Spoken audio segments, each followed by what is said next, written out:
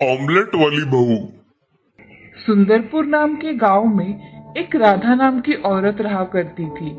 उसको श्रवण नाम का बेटा था। श्रवण की पत्नी का नाम था लक्ष्मी। वो तीनों खुशी खुशी रहा करते थे। श्रवण का मजदूरी का काम होने के कारण उसे काम ढूंढने के लिए दूसरे गांव जाना पड़ता था। एक दिन श्रवण का दोस्त राघव उसके घर पर आ जाता है। तभी लक्ष्मी उसे चाय देती है। श्रवण और राघव बातें कर रहे थे। अरे कैसे आना हुआ? अरे श्रवण, तुमने मुझसे 50,000 रुपए लिए थे, वो कब लौटा रहे हो? अरे मेरे दोस्त, जल्द ही लौटा दूंगा, थोड़ा और वक्त दे दो। अरे मुझे भी पैसों की जरूरत है, मैं देखता हूँ। इस बार शहर जाकर मैं काम करूंगा तो मुझे ज्यादा पैसे मिलेंगे, तो मैं तुम्हारे पैसे पूरे चुकते कर दूंगा। ठीक है, मगर 1 महीने में लौटा देना। मैं देखता हूँ। इस बार शहर जाकर मैं काम करूंगा तो मुझे ज्यादा पैसे मिलेंगे, तो मैं तुम्हारे पैसे पूरे चुकते कर दूंगा। ऐसा कहकर राघव चाय पीकर अपने घर चला जाता है। तभी ये सब बातें दीवार के पीछे से लक्ष्मी सुन लेती है और उसको बुरा लगता है कि उसका पति बहुत कठिन परिस्थिति में है। अगले कुछ दिनों में श्रवण काम के सिलसिले में शहर चला जाता है। तभी लक्ष्मी अपनी सास से, माँ जी, मुझे कुछ पैसे चाहिए थे। तुम्हें पैसे क्यों चाहिए बहू? माँ जी, अब ये घर में नहीं है तो मुझे कोई काम भी नहीं है, तो मैं सोच रही हूँ कि मैं कुछ खुद का काम धंधा शुरू करूँ। विचार तो तुम्हारा अच्छा है बहू। माँ जी, आप मुझे 3,000 रुपए दे दीजिए, मैं उसमें मेरा धंधा शुरू करूंगी। ठीक है, तुम कह रही हो तो ये लो 3,000 रुपए। धन्यवाद माँ जी, मैं आपके पैसे जल्द ही लौटा दूंगी। ऐसा कहकर लक्ष्मी वहां से चली जाती है। अब लक्ष्मी बाजार जाकर होलसेल दुकान में जाकर दुकानदार से, भाई साहब, मुझे आज 5 दर्जन अंडे दे देना और साथ में पाव भी दे देना। मुझे हर रोज अंडे और पाव लगेगा, तो आप अच्छे दाम लगाना। मैं आपको अच्छे दाम ही लगाऊंगा, मगर आप क्या करने वाली है इतने अंडे और पाव का? मैं नया धंधा शुरू करने वाली हूँ, ऑमलेट बनाने का, इसीलिए मुझे अंडे और पाव हर रोज लगेंगे। अच्छा, आप कहाँ खोलने वाली हो दुकान? मैं आऊंगा आपके दुकान पर ऑमलेट खाने के लिए। मैं मेरा दुकान घर के सामने डालने का विचार कर रही हूँ। तो ठीक है, मैं आज ही आ जाऊंगा आपके दुकान पर। लक्ष्मी बहुत खुश होकर दुकानदार से, ठीक है भाई साहब, आप मेरे दुकान के पहले ग्राहक होंगे, आप जरूर आना। जी। ऐसा कहकर लक्ष्मी सब सामान लेकर अपने घर चली जाती है और अपने घर के सामने एक छोटा सा दुकान लगाती है जिसमें वो काम की सब चीजें रखती है। तब दुकान पर लक्ष्मी ग्राहक आने का इंतजार करती है। तभी दोपहर के समय वो दुकानदार उसके दुकान पर आते हैं। मेरे लिए आपके हाथ का स्वादिष्ट ऑमलेट बनाओ बहन। जी, अभी बनाती हूँ। ऐसा कहकर लक्ष्मी बहुत ही अच्छे ऑमलेट बनाकर दुकानदार को देती है। दुकानदार को उसके हाथ का ऑमलेट बहुत पसंद आ जाता है। वो लक्ष्मी से, बहन, तुम्हारे हाथों में तो जादू है। मैंने आज तक ऐसा स्वादिष्ट ऑमलेट नहीं खाया। बहुत टेस्टी है ऑमलेट। धन्यवाद, आप मेरी दुकान पर आए, मुझे बहुत अच्छा लगा। लक्ष्मी बातें कर रही थी। तभी रास्ते से जाने वाली 2 औरतें नया दुकान खुला देख उसे देखने चली जाती है और दुकान के पास आकर लक्ष्मी से, अरे लक्ष्मी, ये नया दुकान तुमने खोला है क्या? हाँ, मैंने खोला है। आप आइए ना, मेरे हाथ का ऑमलेट खाकर देखिए। सुमति और सुशीला लक्ष्मी की बातें सुनकर उसके दुकान में ऑमलेट खाने के लिए आ जाती है। आप यहाँ बैठिए ना, मैं अभी बनाती हूँ ऑमलेट। ठीक है, जल्दी बनाओ। जी, अभी बनाकर लाती हूँ। ऐसा कहकर लक्ष्मी ने उन दोनों के लिए ऑमलेट बनाया और उन्हें खाने के लिए दे दिया। तभी सुशीला ने ऑमलेट खाकर बोला, अरे इतना स्वादिष्ट ऑमलेट मैंने आज तक नहीं खाया। तुम्हारे हाथ में स्वाद है लक्ष्मी। धन्यवाद सुशीला बहन, मुझे बहुत अच्छा लगा कि आपको मेरे हाथ का ऑमलेट अच्छा लगा। लक्ष्मी ऐसा कहती है और थोड़ी देर में सुशीला और सुमति लक्ष्मी के हाथ का ऑमलेट खाकर चली जाती है। उस दिन लक्ष्मी का धंधा अच्छा हुआ था। दूसरे दिन उसने सुबह से ही ऑमलेट बेचने का धंधा शुरू कर दिया। काम पर जाने वाले लोग तथा सुबह का नाश्ता करने के लिए बहुत से लोग उसकी दुकान पर आए।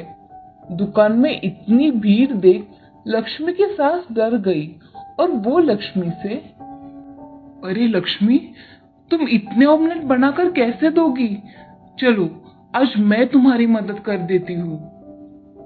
हाँ माँ जी, आज मुझे आपकी मदद की बहुत जरूरत है। राधा लक्ष्मी की मदद करने चली गई। दोनों ने मिलकर उस दिन सारा काम किया। उस दिन लक्ष्मी अपनी सास राधा से, माँ जी, आज मेरा दिन बहुत अच्छा रहा। आज बहुत कमाई हुई है। हाँ लक्ष्मी, आज दुकान पर बहुत ग्राहक आए थे। हाँ माँ जी। चलो अब घर में जाकर आराम करते हैं। हाँ माँ जी, चलिए। ऐसा कहकर दोनों सास बहुएं घर में चली जाती है।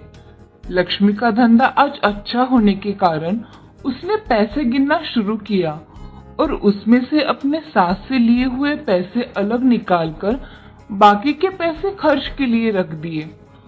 थोड़ी देर बाद लक्ष्मी अपने सास के कमरे में चली जाती है और अपने सास से, माँ जी, मुझे आपसे कुछ बात करनी थी। हाँ बोलो लक्ष्मी, क्या बात है? माँ जी, आज मेरा धंधा बहुत अच्छा था, इसीलिए मुझे आज मुनाफा भी बहुत हुआ है। ये लीजिए माँ जी, आपके 3000 रुपए। अरे बहू, मैंने तुमसे मांगे थे क्या? नहीं माँ जी, मेरे पास आ गए तो मैंने आपको दे दिए। ठीक है, अलमारी में रख दो। जी। ऐसा कहकर लक्ष्मी अलमारी में पैसे रख देती है और अपना काम करने चली जाती है। लक्ष्मी का धंधा अब बहुत अच्छी तरह से चलने लगा था। कुछ दिनों बाद दिवाली आने के कारण श्रवण अपने काम से छुट्टी लेकर घर आया था। सब घर में खुशहाली छाई थी, मगर लक्ष्मी को श्रवण उदास उदास दिखाई दिया। एक दिन लक्ष्मी श्रवण से, क्या हुआ है? आप घर पर आए हैं तब से बड़ी चिंता में दिखाई दे रहे हैं। कुछ नहीं लक्ष्मी, ऐसे ही सोच रहा था। क्या आप मुझे बता नहीं सकते? कुछ नहीं लक्ष्मी, थोड़ा पैसों का टेंशन था, बाकी कुछ नहीं। पिछली बार हमारे यहाँ राघव भाई साहब आए थे, तब उनकी और आपकी बातें मैंने सुन ली थी। आपको उनके पैसे वापस करने हैं ना? हाँ लक्ष्मी, मैं यही सोच रहा हूँ कि मैं उसके पैसे सारे कैसे वापस करूँ।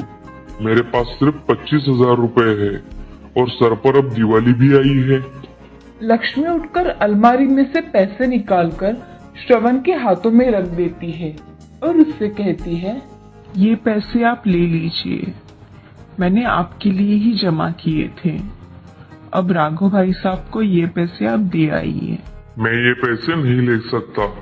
जो मेरा है वो सब आपका ही है, इसलिए ये पैसे राघव भाई साहब को दे दीजिए। और रहा सवाल दिवाली मनाने का, तो बाकी के पैसों में अच्छी दिवाली मनाई जा सकती है। श्रवण को उस पर गर्व महसूस होता है कि उसकी पत्नी कठिन परिस्थिति में उसके साथ खड़ी रही। अब ये सब कमरे के बाहर खड़ी उसकी सास देख रही थी और मन ही मन बहुत खुश हो गई। अब श्रवण राघव के पैसे वापस करने के लिए उसके घर चला गया। अरे राघव, मुझे तुमसे कुछ काम था। अरे आओ ना श्रवण। तभी श्रवण राघव के घर में चला जाता है और राघव से, अरे राघव, मुझे तुम्हें कुछ देना है। क्या? ये लो तुम्हारे पैसे। मैंने देने में थोड़ी देरी कर दी। अरे कोई बात नहीं, तुमने खुद से मुझे लाकर दिए, यही मेरे लिए बहुत है। अब मैं चलता हूँ, कल दिवाली है ना, बहुत काम बाकी है। हाँ चलो। ऐसा कहकर श्रवण वहाँ से चला जाता है और घर आकर देखता है तो लक्ष्मी और माँ दोनों बातें कर रही थी। लक्ष्मी, मुझे तुम पर गर्व है। तुमने किसी की सहायता ना लेते हुए खुद का धंधा शुरू किया और उसमें बहुत मेहनत की। ऐसे ही तरक्की करो बहू। हाँ माँ जी, मैंने सब अपने घर के लिए किया और आगे भी करूँगी। लक्ष्मी, चलो आज मेरी ओर से हम दोनों साड़ियाँ खरीद लाते हैं। जी चलिए माँ जी। तभी श्रवण वहां आ जाता है।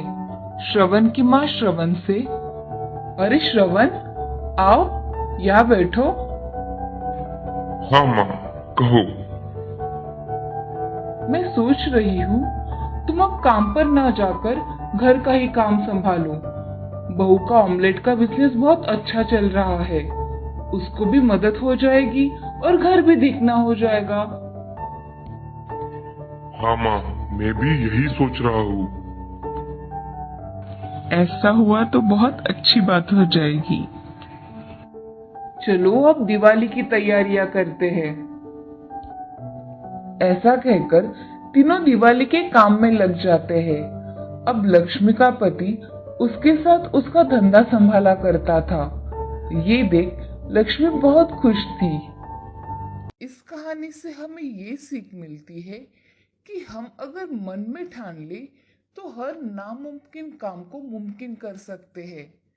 कोई भी काम छोटा या बड़ा कभी भी नहीं होता, बस काम करने की लगन होनी चाहिए।